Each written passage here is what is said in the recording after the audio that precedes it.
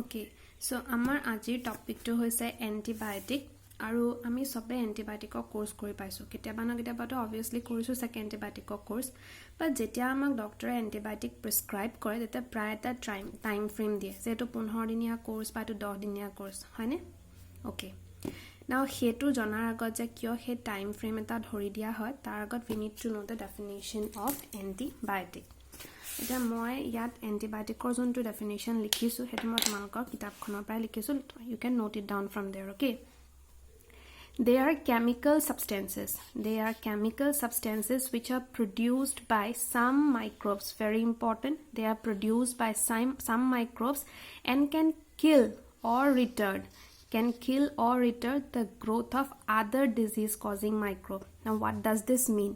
actually antibiotic ঔষধটো কি হয় এটা কেমিক্যাল সাবস্টেন্স হয় যোনটো বেলেগ কিছুমান উপকাৰী মাইক্ৰোবছৰ পৰা লোৱা হয় আৰু সেই পাৰ্টিকুলাৰ কেমিক্যালটো যেতিয়া আমি ইনজেষ্ট কৰিম তেতিয়া কি হ'ব হি আমাৰ ভিতৰত গৈ পেলাই যোনটো মাইক্ৰোবে আমাৰ বেমাৰটো ক্ৰিয়েট কৰিছে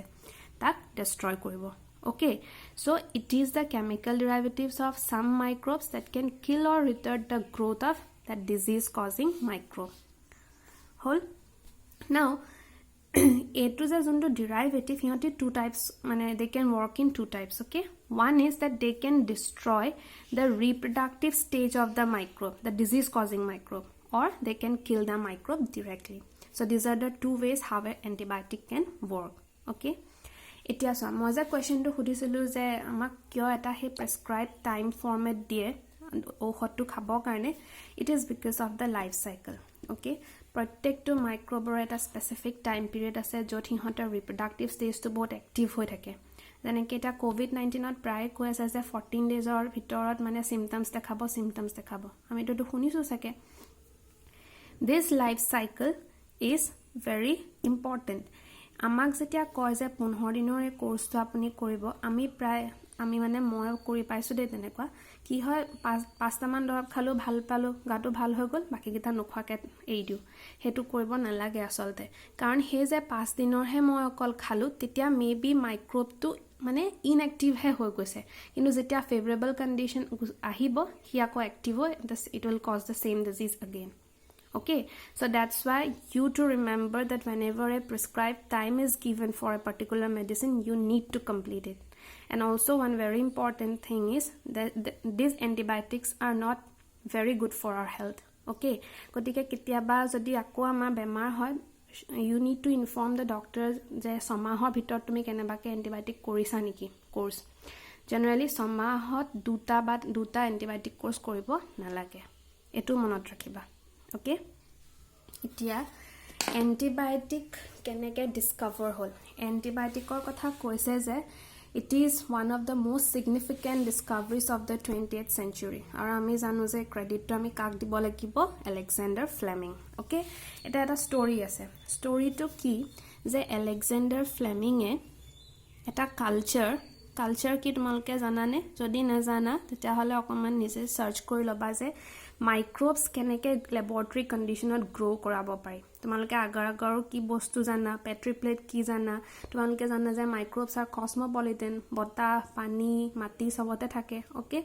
গতিকে তোমালকে এটো সাৰ্চ কৰিলে আই থিংক বুজি পাব পাৰিবা যে what is a culture how microbes can be cultured in laboratory condition এতিয়া কি হল আলেকজাণ্ডাৰ ফ্লেমিংয়ে কি কৰিলে যে এটা নিজৰ কালচাৰত এটা ব্যাকটেৰিয়াৰ গ্ৰোথ কৰে তাৰ ওপৰত ষ্টাডি কৰি আছিল তাৰ কি ইনফেকশনস পুৰ কেনেকে ৰখাব পাৰি এই ওপৰত ষ্টাডি কৰিছিল এটো এটা মোল্ড ব্যাকটেৰিয়া এটা মোল্ড আৰু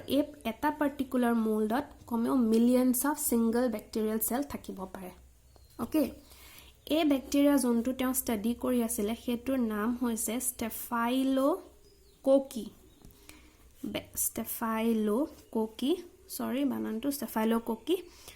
bacteria okay now can you tell me what will be the structure of this bacteria tar shape কেনেকুৱা হ'ব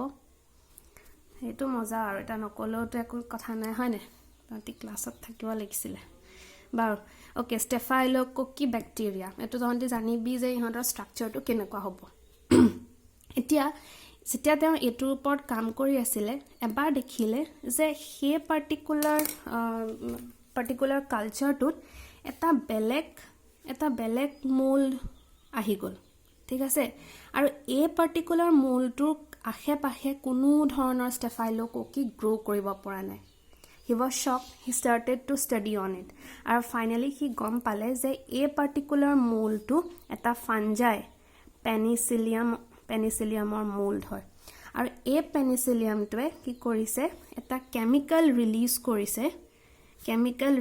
কৰিছে for which that bacteria cannot grow. Now, can we relate this particular discovery to this definition? Surely we can. So, আমি পাইছিলো যে they are chemical substances which are produced by some microbes. গতিকে chemical release from this penicillium retard the growth of this particular bacteria. Same thing. Retard the growth of other disease-causing microbe. Okay. তেওঁৰ এই ডিস্কভাৰীটো এটা বহুত মানে special discovery আছিল and letter Ernest chain আৰু Howard ফ্লোৰে নামৰ দুজন সাইন্টিষ্টে এটোৰ পটেনশিয়েলটো ডিস্কভাৰ কৰি পেলাই ইয়াৰ পৰা এন্টিবায়োটিকটো কেনেকৈ মানে বনাব পাৰি তাৰ ওপৰত কাম আৰম্ভ কৰি দিলে and this three together they were also awarded Nobel prize in 1945 okay চ' মানুহকেইজনৰ নাম তোমালোকে চাই ল'বা আৰু they got Nobel prize in 1945 ঠিক আছে